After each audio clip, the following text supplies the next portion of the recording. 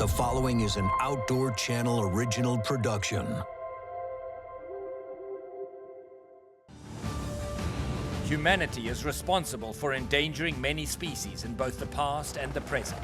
But few of these wildlife atrocities are as well known and documented as the near extinction of the American bison. Their iconic herds once numbered in the tens of millions across North America. And at the hand of man, buffalo numbers shrunk to just a few hundred. Thanks to the Herculean efforts of conservationists, today's bison population is back up to an estimated 500,000. I've traveled to Utah to meet the heroes behind this success, and along with the help of a special guest, get some hands-on experience with bison conservation.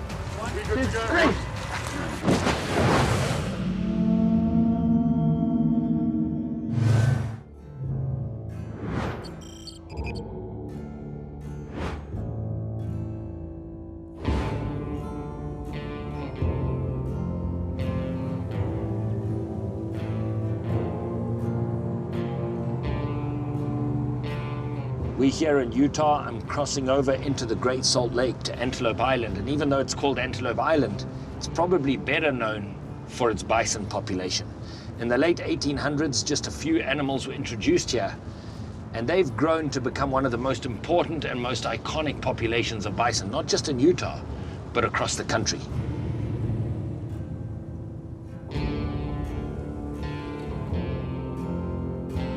I can't help as I look at these bison, imagining what it must have been like to walk across the Great Plains amid tens of millions of these animals.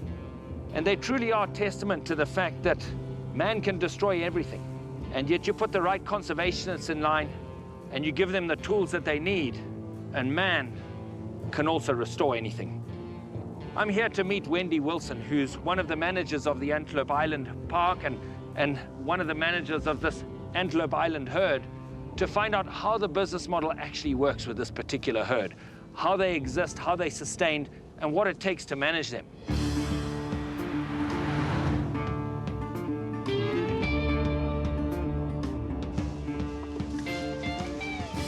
Wendy, how are you? Good. Ivan Carter. Ivan, good to meet you. Thanks so much for seeing us. You bet. My Wow, pleasure. this is a beautiful part of the world, eh? It really is. Bison roam the entire island. It's 28,000 acres. Wow, that's big. So it's about 18 miles long and about 5 miles wide. Yeah.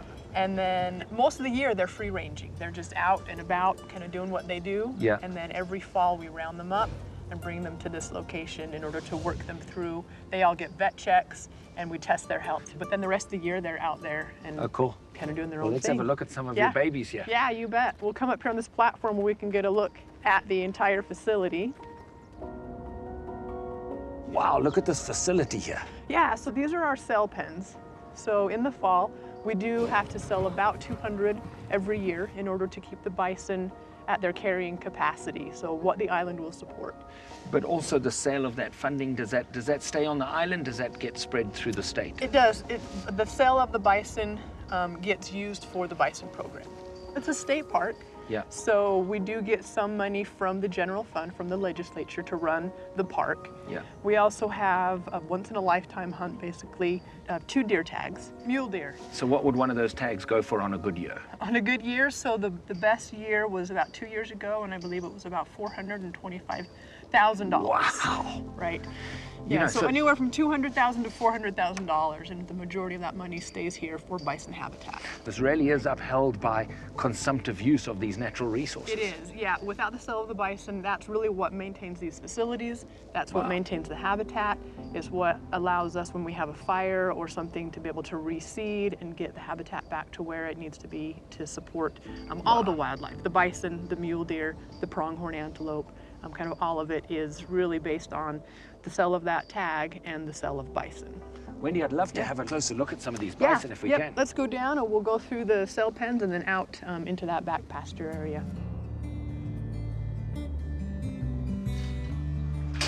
You know, I always think bison are this animal that it's such an iconic animal, and yet it truly is an animal that humans brought to the very brink of extinction. Very close, yes. And it's also an animal that's responded really, really well to domestication, you know? Right. Yeah, in fact, the herd started here in the late 1800s, right at that kind of that bottleneck It was point. very few of them, wasn't It was it? 12 Wow. mice were brought here. 4 cows, 4 bulls, and 4 calves. So this herd is from from that original group. And what's the carrying capacity of the island as a whole, Wendy? About 550. So Okay. that's what can that's what the island can support through the winter. And then, of course, then it swells when they start having young. So that one on the right with the tail cocked like that, Yeah. that means he's not so happy with Yeah, us. so that's telling me I really want to watch these guys because Yeah. he's getting really antsy. He knows we're here. He's not comfortable with Look how we're big here. they are, Wendy, they're huge. They're huge. These guys probably weigh 17 or 1,800 pounds. Wow. So Wendy, what would be your wildest bison, you reckon, in Utah? In Utah, so there are probably a couple of herds. The one that's probably the wildest, unmanaged, kind of untouched, is in the Henry Mountains. Okay, Yeah. that's something I definitely need to see then. Well, hey, I appreciate you showing me your boys. I mean, You these are bet. some big animals. You know, as I sit here and I hear from Wendy how this island works, how it's funded, and literally standing here, 80 or 100 yards away from some giant bison bulls, you can see why people are so fascinated by this animal. One of the largest ungulates on the planet, certainly the largest ungulate here in North America, with an incredibly patchwork history. But hopefully, with people like you, they're going to be here forever. Yeah, we hope so. That's the goal. Well, I think we've got a good idea of how the model works here on Antelope Island, how sportsmen are responsible for the very well-being of not just the bison, but the whole ecosystem here. And so let's go to the Henry Mountains and see what truly wild buffalo are all about.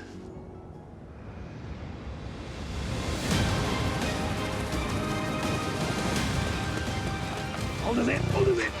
1, 2, 3.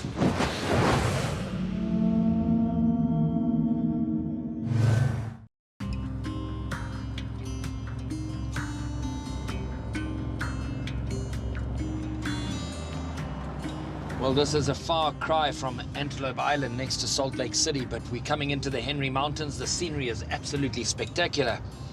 And this really is home to one of the last remaining truly wild bison populations in North America. I'm hoping to meet the capture crew up ahead, and hopefully Ryan's going to find his way here as well. Hi, I'm Ryan Villapoto. I first started riding and racing dirt bikes about when I was 3 years old, and ended up racing 10 years professionally and winning a total of 10 championships through the course of my career. Set, go! Ivan Carter presented the offer of coming out to Utah to be on the front lines of conservation of the American bison. I'm an avid hunter, but I want my kids to be able to, see the things that I've seen, and this is something that could be really cool, and eventually maybe my kids will go and be able to hunt them one day, but to actually be able to hunt those animals, we have to do our job to keep them around, and I'd love to play a part in that to help them and keep them around.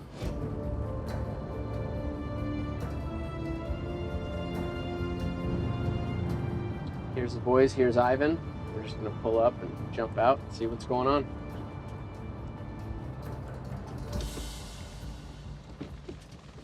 Hey, bud, how are you? How are you, Ivan? You found us. Awesome, yeah. That's good. Well, as you can hear, the chopper's on the way in. Capture crew's just getting all of the gear ready, and you ready to wrestle a bison? I am, a little nervous. That's good. This is going to be fun. Come and have a look here. Well, here I am with Kent Hersey. We're about to get in this helicopter, and I think today is going to be a busy day. We've got 30 bison to do in all, don't we? We do. We're hoping to get 20 cows, 10 bulls, and see how we do. So, Kent, this herd of bison is arguably one of the wildest and also one of the most pure herds, isn't it, eh? It is. It's one of 4 herds in the U.S. that's genetically pure, disease-free, and free roaming. And the uniqueness of this herd is it's managed entirely by hunting. Oh, wow. So it's the hunting tags that lead to the funding of everything that we're going to do today. Exactly, yeah. We're able to take sportsmen's dollars and use that to manage this herd and learn about it and help promote bison in Utah and the U.S. Yeah, 20 bison today, hopefully, and let's just see what the capture crew can do. We've got Mike Ross and his team preparing the helicopter, and then it's going to be game on.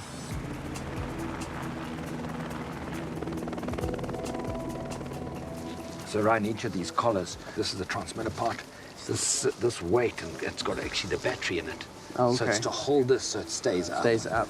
In this little kit in here, inside here's everything they need to draw the blood, to do the biopsy samples. Okay. They'll write a tag, which has got the coordinates. And, this tool here, what most people don't realize is really This is one of the greatest modern day management tools. It's going to tell him where these bison go, where they are. That's step one, is understanding where the bison are going. And as we were saying earlier, this really is one of the purest and one of the wildest herds of bison. So as you can see, exactly. We're going to catch 10 bulls and 20 cows. Approximately 10% of bulls will get a collar and 10% of the cows will get a collar. So there's not any questions.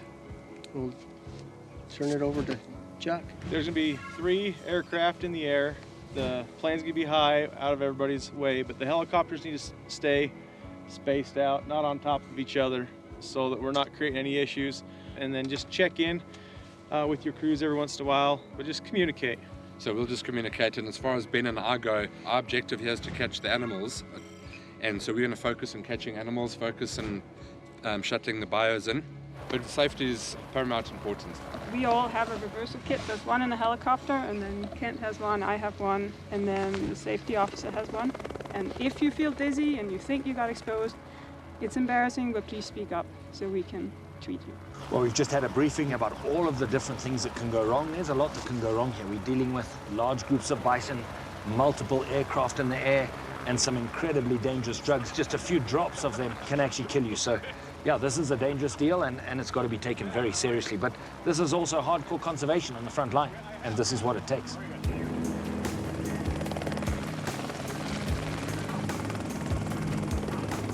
Are you ready?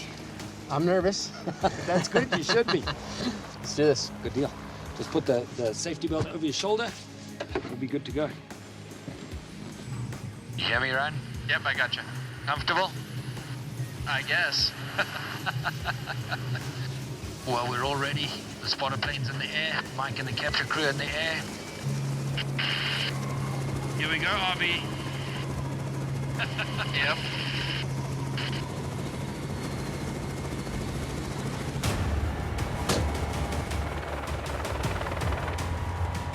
Just jump on him. Jump on him. I got him.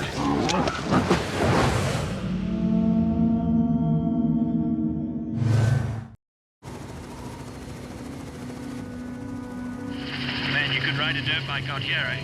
Yeah, I'd love to come out here and ride. There's a place out here by Hicksville called Factory Butte. That's this formation right here, called Swing Arm City. It's world famous dirt bike riding. Really? Yeah, we did a big filming gig out there. You know who Ken Block is? Yeah. Then we've done other ones with famous dirt bike riders like Les AG and these guys that do all these tricks off this stuff. You know any famous dirt bike riders? Only a couple. Have you worked with some? You know who Ryan is? No. Tell him. I used to race Supercross once upon a time. What's your name? Villapoto. Oh, you gotta be me. Good thing you said so. I was gonna start talking about you. I was a Ricky Johnson. I grew up Ricky Johnson. Yeah. Yeah, I know RJ. That's so freaking cool, man. You just made my day.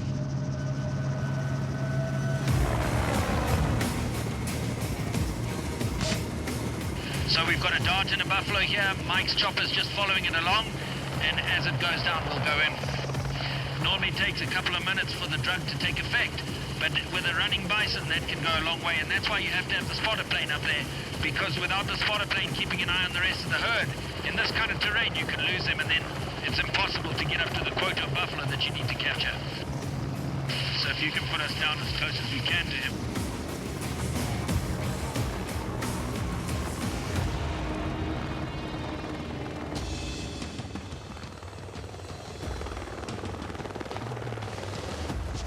Should be here somewhere.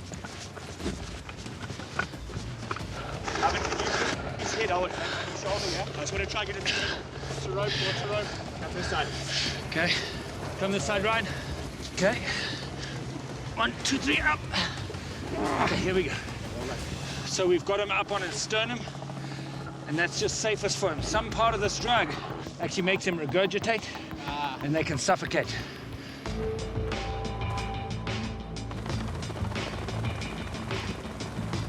So this one is about 5 years old, so for its age, put 5. As much data as can be gathered during this scenario while they're actually collaring.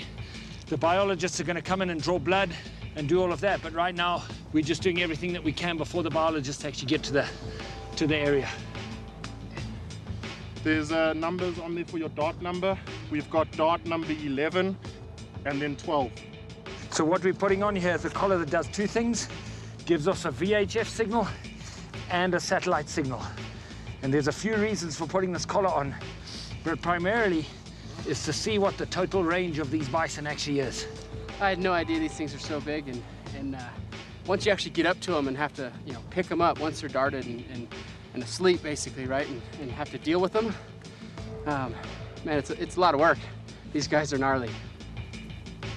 Yeah, so now just take your glove, pull your glove over it, and the people in the laboratory who do all the research, they'll figure it out. Can deal with that. Beautiful. You never thought we'd do that. Your turn next, big guy. Well, the bison just regurgitate a little bit, which means now we're very much on the clock. We're going to have to reverse it for the well-being of the animal. Even though there's a couple of other things one intended to do, the well-being of the animal comes first. So what Jared's going to do is he's going to find that vein again and put the antidote in. Within a minute or two of that injection, this bison's going to be ready to stand up, and that's where it could be a rodeo. He's starting to wake up, but his legs are tied, so he actually won't be able to stand up. Okay, you see he's starting to hold his head up on his own now. He's almost awake. The main thing is we just keep his nose out of the... Okay, big guy. Okay, big guy. Okay, big guy. Okay, big guy. Just grab him. Hold his head. Hold his head. Hold his head. Let's line over on his side. Pull him. Pull him. There we go. Just jump on him. Jump on. Jump on his head. I got him. Careful. Careful. Just don't let him up. Don't let him up. Hold him. Hold him.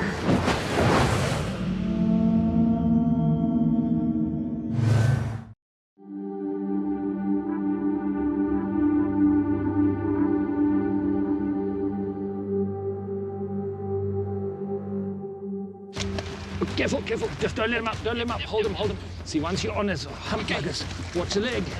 Wait. One. Good to go. 1, 2, 3. Go.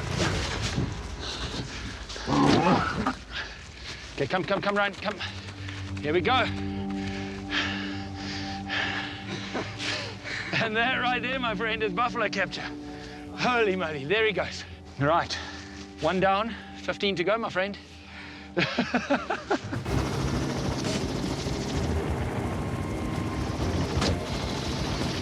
just netted that buffalo. He just did a somersault. And he's back. Oh, yeah, he's down here on the ground. Yep. Capture 1, Chopper 2 is moving in on the one you just pulled off of. No. Copy that. Let's come and get on his head. Let's get on his head here, Ryan. Just hold his head. Just hold him. Okay, I'm gonna roll it that way. Okay. So if you just push on his shoulder, yeah. Yep. Okay, 1, 2, 3, 8. Pull over. Okay, push out the oven. Yep. There you go. So this is a female now, as opposed to the bull that we did a little bit earlier. Much smaller animal, but I can tell you what, no less powerful. It's a lot of work. These guys right here, real men. We just like to call ourselves men. Where's Ryan was doing the next fecal sample? Hey, I got lots of fecal samples with my 2 kids. It's bad when you all of a sudden you say, hey, is there something dead around here? And then all of a sudden, he's got fecal samples rolling out of his diaper up his back.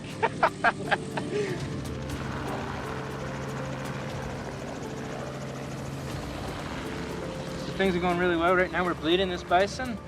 We take blood to check for pregnancy. We're gonna do some for banking in case we want to look for diseases in the future. We can also check mineral levels, just get an idea of how the habitat's gone, and just get their overall health, see if there's anything they're lacking. So really you're building a blood profile of this animal by analyzing this blood. Yeah, that's a great way to put it, absolutely. So we're just putting an ear tag in, so there's also some visual identification. Real easy, just like a cattle tag. And that way, if ever she gets taken by a hunter, you're gonna know the details of what she matches up with as far as information. So Net's just putting in the reversal, and then this girl is gonna get up, and in a very short time, she's gonna find her way back to the herd.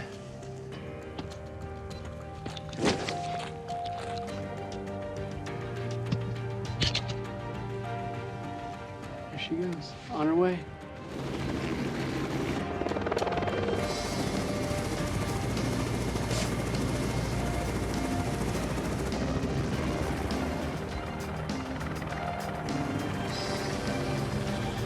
Simon. Just putting the face mask on. Okay, got it. Just hold this down.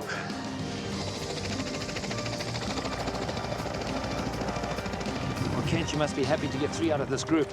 So far things are going awesome today. We've got 18 bison caught. Our goal was 20, and it's only 2:30, so it looks like we'll be able to exceed that. You must be thrilled. This operation's going well. That other one's already been reversed. It's starting to look up at us as we're talking here.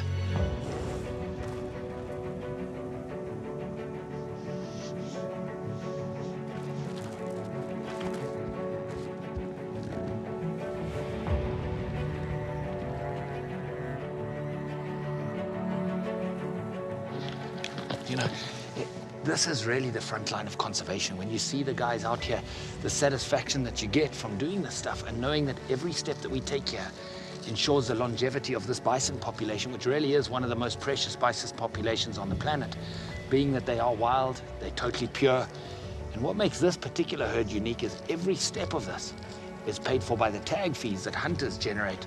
And so these guys, people like Kent, the capture team and the biologists, are who turn those dollars into raw conservation on the front line.